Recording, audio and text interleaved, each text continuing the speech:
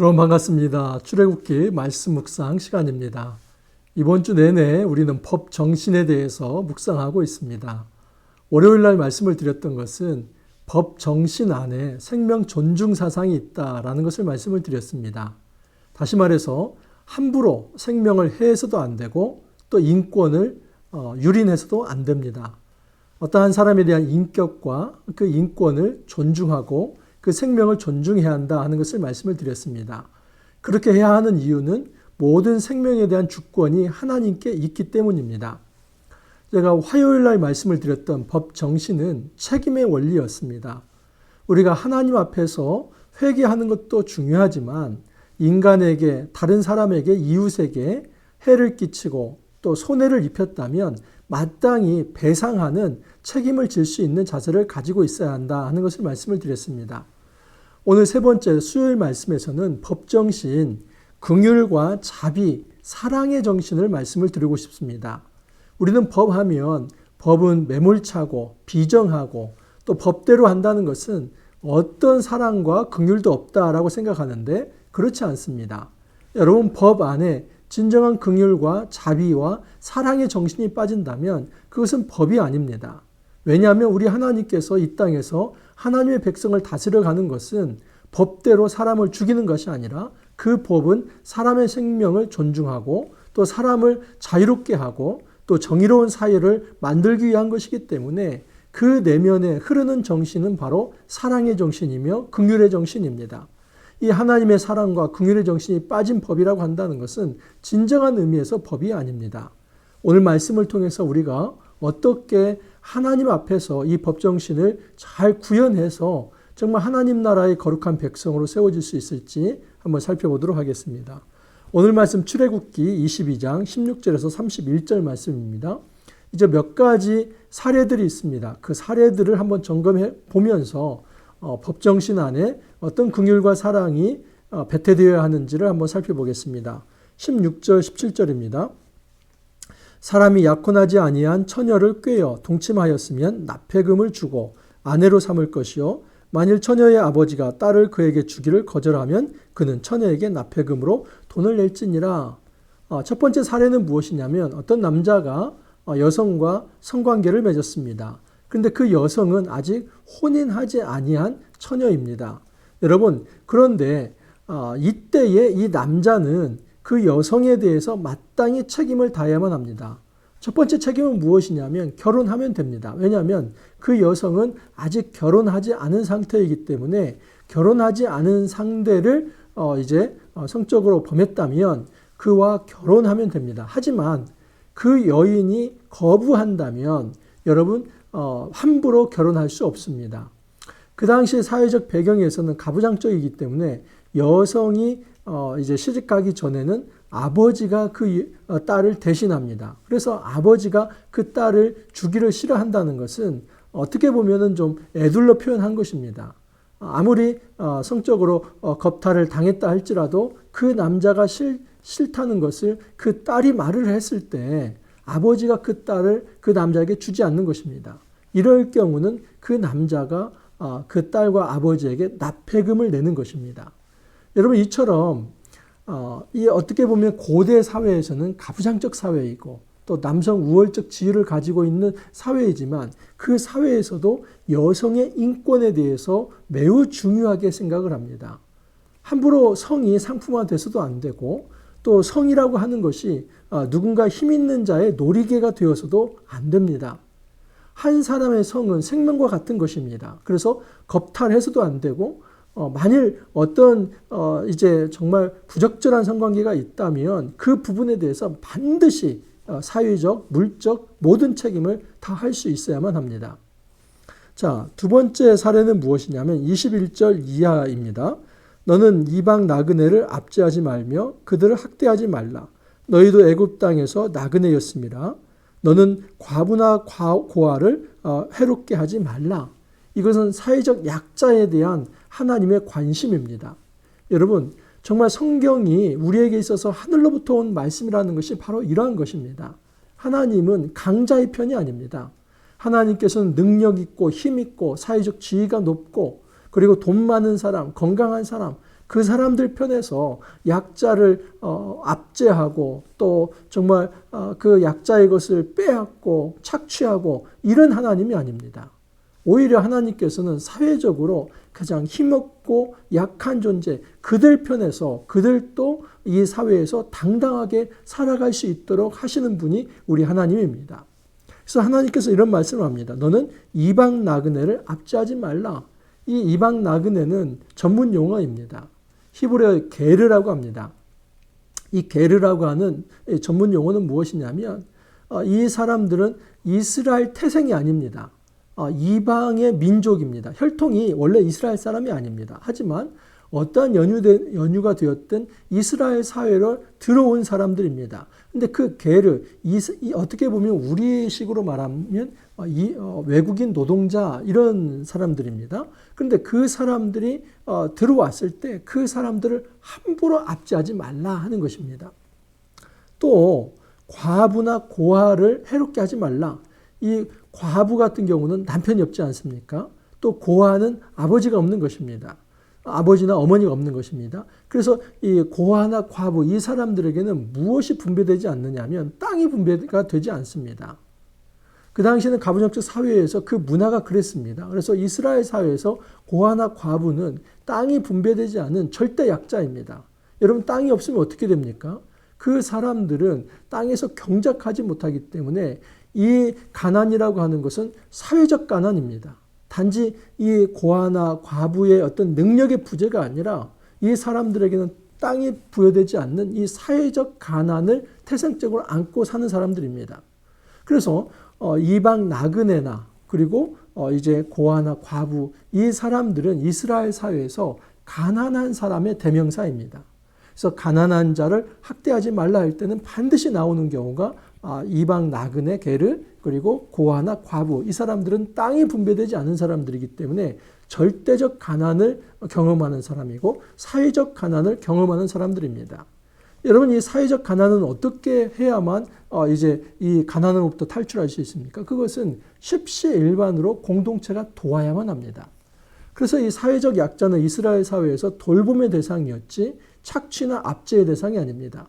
하나님께서 이렇게 해야 하는 이유는 너희들도 애굽에서 나그네 되었기 때문이다 라고 얘기를 합니다. 실제로 그렇지 않습니까?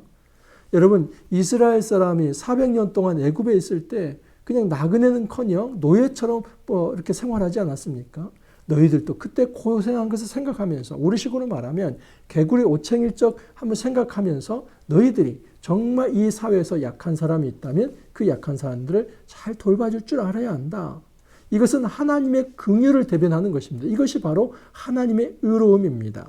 자, 세 번째 경우입니다. 25절 이하인데 내가 만일 너와 함께한 내 백성 중에서 가난한 자에게 돈을 꾸어주면 너는 그에게 채권자 같이 하지 말며 이자를 받지 말 것이며 내가 만일 이웃의 옷을 전당 찼거든 해가 지기 전에 그에게 돌려보내라. 여러분 이 경우는 지금 이 돈을 빌려준 경우입니다. 돈을 빌려준 사람이 채권자이지 않습니까? 그러면 마땅히 이제 어떤 전당을 잡거나 또 담보물을 삼거나 이런 경우가 있습니다. 그런데 그랬을 때 이 담보물 중에서 옷을 잡을 경우 그 옷을 해가 넘어가기 전에 주라는 겁니다. 우리는 잘 이해가 안 될 수 있습니다. 이 옷이라고 하는 거, 그 다른 옷도 있는데 그걸 꼭 돌려줘야 하나? 여러분, 아무리 채권자이지만은 그 옷이라고 하는 것은 그 담보를 잡힌 사람에게 있어서는 생명과 같은 것입니다. 우리의 식으로는 지금 이 옷이 여러 벌 있지만 그게 아니라 여러분 이 사람에게 일생에 그 옷이 한두 벌 되지 않습니다. 그리고 그 옷은 평생 입고 살아가야 할 옷이고 그 옷은 밤에는 이불입니다. 여러분 이것을 만약에 잃어버렸다고 한다면 그 사람은 정말 벌거숭이가 되어서 수치를 당하고 더 나아가서는 정말 이제 죽을 수도 있는 것입니다. 그래서 이 옷이라고 하는 것은 그 사람의 기본적 생명권이다라고 말할 수 있습니다. 그 사람의 생명이 보장될 때에 그 생명권에 관련된 그 물품만큼은 손대지 말라. 오늘날도 마찬가지입니다. 아무리 여러분 다른 사람에게 이제 뭐 돈을 빌려주고 그 사람에게서 돈을 받으려고 해도 건들 수 없는 것들이 있습니다. 그것은 바로 그 사람의 생명과 연결된 그 부분에 대해서는 함부로 아무리 돈을 빌려줬다고 할지라도 그것을 다 늑탈해 갈 수가 없는 것입니다. 여러분 이 세 가지 경우 다 공통적인 것은 무엇이냐면 사랑과 긍휼의 정신입니다. 어떤 성적으로 학대하지 말라는 것입니다. 그리고 책임질 일이 있으면 정말 사랑과 긍휼과 자비의 정신으로 자기가 마땅히 책임을 져야 한다는 것입니다. 이방 나그네를 함부로 착취하지 말라. 또 고아 과부 그리고 이제 돈 빌린 사람 그 사람들 입장에서는 이 A라고 하는 사람은 갑의 입장입니다. 그리고 소외되고 약한 사람은 이제 을의 입장입니다. 우리식으로 말하면 제발 힘이 있다고 해서 내가 어떤 권한을 가지고 있다고 해서 갑질하지 말라. 외국인 노동자에게 갑질하지 말고 사회적 약자에게 갑질하지 말고 그리고 정말 돈이 없다고 해서 정말 그 사람의 생명에 대한 마땅히 그 생명권이 있는데 그 생명권을 정말 피해를 입힐 만한 그런 갑질은 하지 말라는 것입니다. 자, 우리가 이렇게 하나님의 은혜 가운데서 정말 마땅히 생명을 존중하고 또 긍휼히 여겨야 할 태도가 있는데 그것은 무엇이냐면 바로 하나님 앞에서 사는 경건의 사상 때문입니다. 28절 보면은 너는 재판장을 모독하지 말며 백성의 지도자를 저주하지 말지니라 하는데 여기 재판장이라는 말이 사실은 히브리어는 엘로힘입니다. 여러분 엘로힘이라고 하는 말 이것은 신 하나님을 일컫는 말입니다. 이제 야훼라고 하는 하나님의 신명도 있지만은 이 엘로힘이라고 하는 신명이 있습니다. 이것은 하나님을 가리키는 건데 어떤 경우는 재판장으로 이렇게 번역을 하기도 합니다.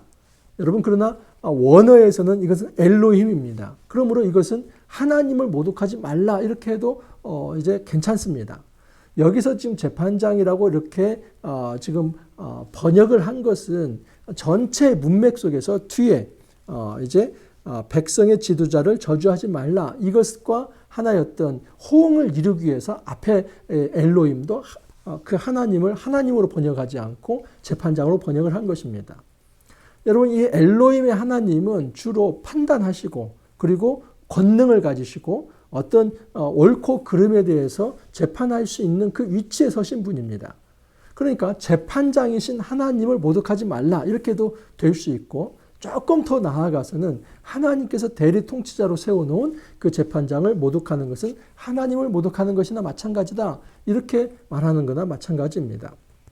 여러분 하나님은 하나님께 마땅히 바쳐야 할 것을 드리라고 얘기를 합니다. 그건 뭐냐면 첫 것을 드리라는 겁니다. 장자 하나님의 것입니다. 추수에서 처음 것 하나님의 것입니다. 여러분 이렇게 하는 이유는 무엇이냐면 나머지 것도 하나님의 것인데 첫 것을 바치면서 나머지의 모든 삶도 하나님께 바쳐진 삶이 되어라 라고 말씀을 하시는 것입니다. 그러면 첫 것이 왜 하나님 것인가? 이것은 출애굽 사상에 있습니다.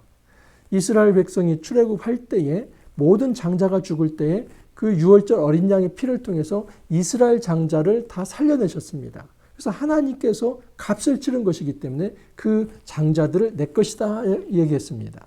그리고 이스라엘 그 장자를 대신해서 레위인을 이제 내 것이라고 말씀을 했습니다. 그래서 이 레위인이 장자를 대신하고 장자는 이스라엘 대신하기 때문에 이스라엘 전체를 하나님께서 내 것이다 라고 소유권 선언을 한 것입니다.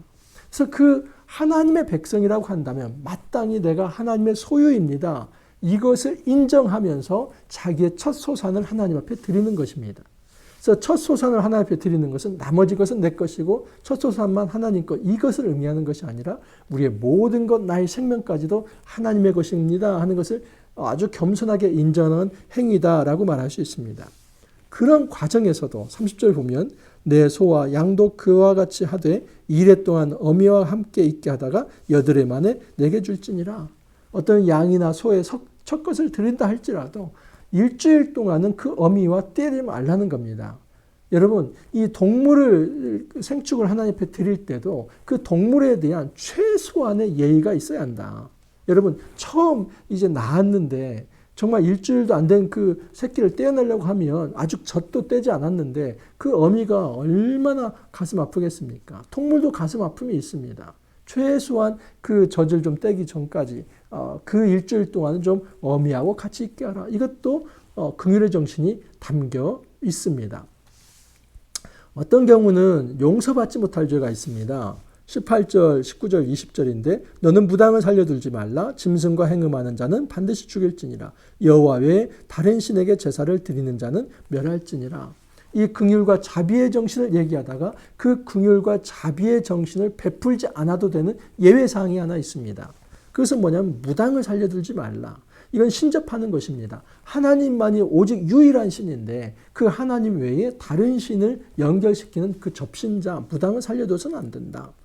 또한 짐승과 행음하는 자, 수간이죠. 여러분 상상할 수도 없지 않습니까? 그런데 고대 세계에 이 수간하는 사람들이 있었습니다. 이 사람들 살려두지 마라. 이것은 하나님의 창조 질서를 깨는 것이기 때문에 그들에게 긍휼을 베풀지 말라는 것입니다.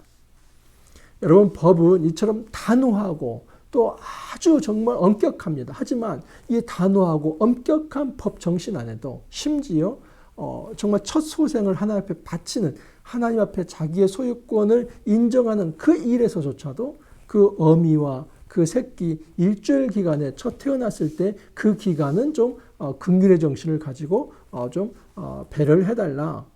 여러분 이 정도라고 한다면 고아와 과부, 이방 나그네, 그리고 뭐 저당 잡힌 자, 여러분 이 사람들 또 성적으로 학대받는 그런 경우, 이런 경우에 정말 긍휼과 자비를 베풀어야 하지 않겠습니까?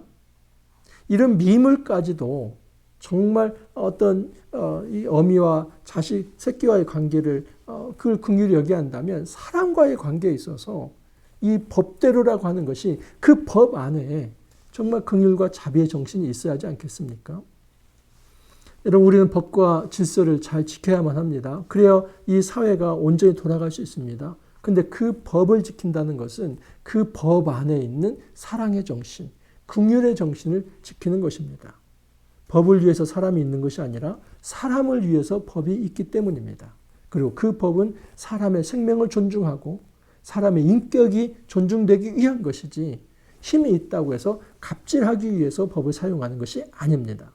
아무리 우리가 정말 우위에 점하는 그 위치에 있다 할지라도 이 법을 함부로 오용해서 다른 사람을 괴롭게 하는 것이 아니라 오히려 그 법이 있다 할지라도 마땅히 내가 행할 수 있는 어떤 권리가 있다 할지라도 자비와 사랑의 정신으로 많은 사람들을 정말 배려하고 그 인격을 존중할 수 있기를 간절히 소망합니다. 이렇게 기도합니다.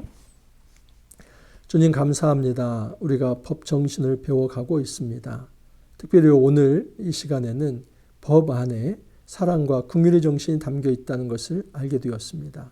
주님, 우리가 법대로의 살아가는 이 마음을 정말 비정한 마음으로 내가 어떤 우위에 있어서 다른 사람을 학대하는 것이 아니라 아무리 높은 위치에 있고 갑의 입장에 있다 할지라도 정말 하나님의 긍휼과 자비의 정신을 가지고 다른 사람을 섬기는 것이라는 것을 잊지 않고 우리 삶 속에서 이 긍휼의 정신으로 정말 하나님의 거룩을 드러내는 경건한 삶 살아갈 수 있도록 주님 축복하여 주옵소서. 감사하고 예수님 이름으로 기도하옵나이다. 아멘.